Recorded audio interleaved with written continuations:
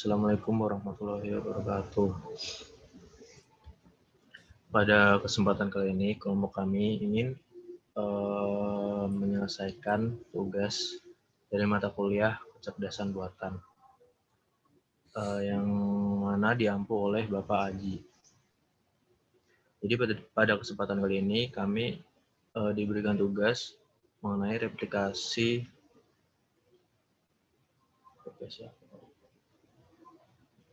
studi kasus penggunaan teknik learning menggunakan jaringan syaraf tiruan. Sebelumnya, izinkan kami untuk memperkenalkan diri terlebih dahulu. Perkenalkan, nama saya Rizky Nur Prasetyo Saputra dan ada teman-teman saya. Silakan. Nama saya Rifki Aliwafa. Saya Andika.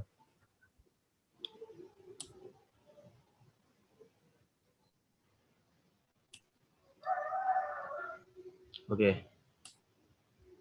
Jadi sebelum kita masuk pada intinya, kita wajib tahu dulu apa sih jaringan syaraf tiruan itu. Jadi jaringan syaraf tiruan merupakan algoritma klasifikasi yang meniru prinsip kerja dari jaringan syaraf manusia. Algoritma ini memetakan data, masukan pada layer, masukan menuju target pada layer, keluaran melalui neuron-neuron pada layer tersembunyi. Data masukan dirambatkan maju, dihubungkan oleh bobot-bobot masukan yang sebelumnya yang telah diinisialisasi secara acak menuju neuron pada layer tersembunyi. Pada layer tersembunyi, data masukan yang telah dihubungkan dengan bobot tersebut kemudian diproses menggunakan fungsi aktivasi. Selanjutnya, data hasil olahan dari layer tersembunyi dihubungkan oleh bobot-bobot tersembunyi menuju neuron pada layer keluaran.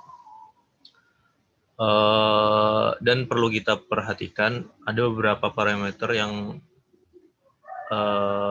perlu kita perhatikan dalam menyusun atau merancang arsitektur jaringan syaraf tiruan. Di antaranya, yang pertama ada jenis jaringan syaraf tiruan yang akan digunakan. Yang kedua ada jumlah neuron pada layar masukan, layar tersembunyi dan layar keluaran. Yang ketiga ada jumlah layar tersembunyi atau hidden layer. Yang keempat ada fungsi aktivasi pada layar tersembunyi. Yang kelima ada inisialisasi bobot awal.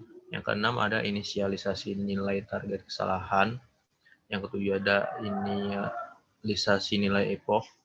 Dan yang terakhir ada inisialisasi nilai momentum.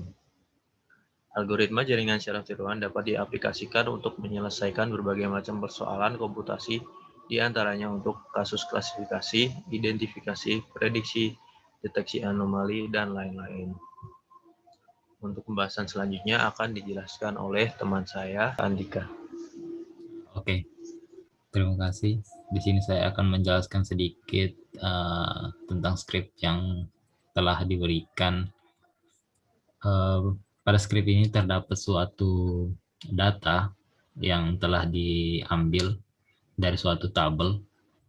Karena datanya itu tidak banyak, jadi langsung dimasukkan aja di datanya. Tidak perlu pemanggilan data.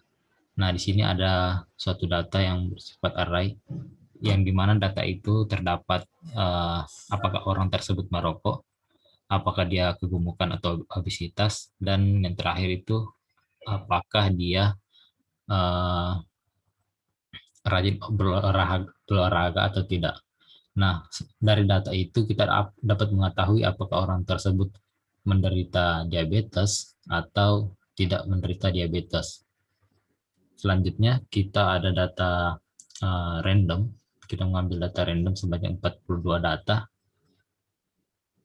di mana pada data itu terdapat 3 vektor dan nilai biasnya. Nah, dan kecepatan pembelajarannya itu 0,05. Selanjutnya kita memakai fungsi sigmoid, dan di bawahnya itu ada fungsi sigmoid der, yaitu turunan dari fungsi sigmoid. Untuk selanjutnya kita melakukan perulangan sebanyak 20.000 kali perulangan, di mana dilakukan perulangan ini untuk meminimalisir kesalahan yang akan terjadi. Semakin banyak kita melakukan perulangan, maka tingkat kesalahannya akan semakin kecil. Bisa ke bawah lagi, Rif. Nah, setelah melakukan perhitungan yang dilakukan sebanyak 20.000 kali, kita mendapatkan suatu data. Bisa ke bawah. Nah, di sini terdapat suatu hasil yang telah didapatkan dari interaksi sebanyak 20.000 kali tadi. Nah, bisa dilihat bahwa tingkat kesalahan dari hasil yang didapat itu sangat kecil. Mungkin itu yang saya bisa jelaskan. Yang akan menjelaskan selanjutnya yaitu Rifki Ali Wahbah. Saya persilakan. Ya, terima kasih. Di sini saya akan menjelaskan tentang skrip untuk hasil diabetesnya. Nah, pada skrip pertama ini terdapat kasus seseorang yang merokok, tidak obesitas, dan tidak berolahraga. Nah, saat skrip ini dijalankan, akan didapat hasil 0,07077584. Dan dari sini kita dapat menyimpulkan bahwa orang tersebut kemungkinan kecil untuk mendapat diabetes karena angkanya mendekati 0. Dan pada kasus kedua, pada skrip ini kita dapat kasus orang dengan kasus tidak merokok, obesitas, dan tidak berolahraga. Saat skrip ini di-run, kita mendapatkan hasil 0,99837,029.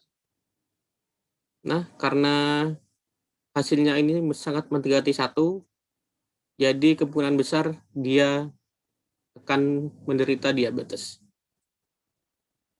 Sekian dari saya kembalikan ke moderator.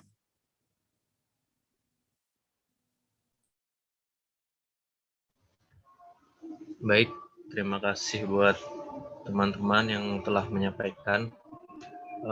Demikian dari kelompok kami. Kurang lebihnya kami mohon maaf. Akhir kata, wassalamualaikum warahmatullahi wabarakatuh. Assalamualaikum warahmatullahi wabarakatuh. Udah kah? Gitu aja kah? Kayak apa lagi Gitu sih? aja, Mas. Udah apa lagi? Siapa mau edit? Kaulah. Belum misalkan? Belum. Tahu aku cuy. Kirim aja. Aku kata aja ya. Aku kata aja nanti. Untuk edit opening apa backsound. Aku nggak tahu cuy. Biar aku nanti cut yang bagian yang tadi. Alah, bikin aja simple-simple.